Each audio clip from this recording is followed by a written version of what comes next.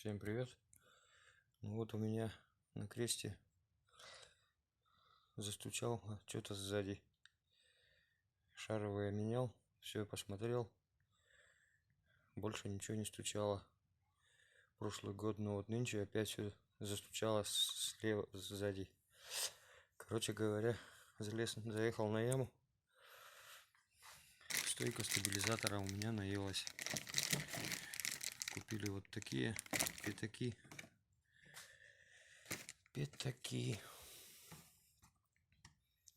SL 38-35.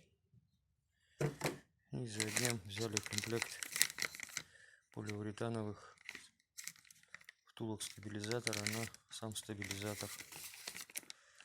Вот такая вот номерок, вот такой кому надо. Е47-1. Артикул вот 101-805. Сейчас вот на яму заехал. И вот видно, что щель у нас вот тут во втулке. Ну и сам стабилизатор.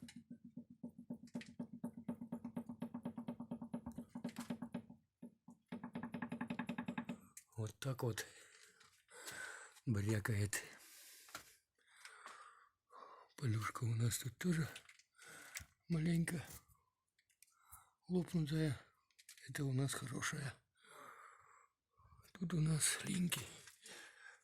Вроде не стучит, но тоже вот он с закусом. А если с закусом, значит она скоро наестся. Так что лучше поменяем все сразу в сборе. Так, что у нас тут еще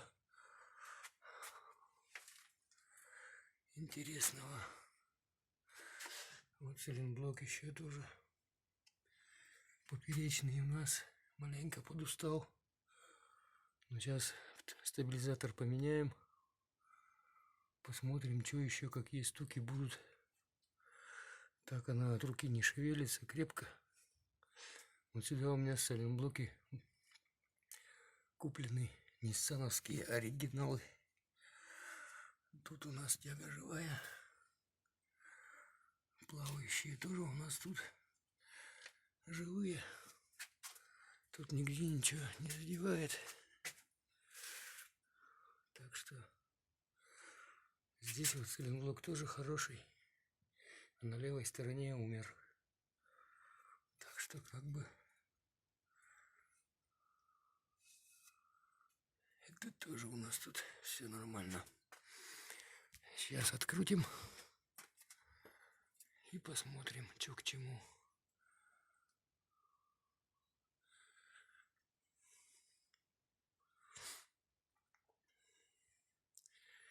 Сейчас начнем откручивать.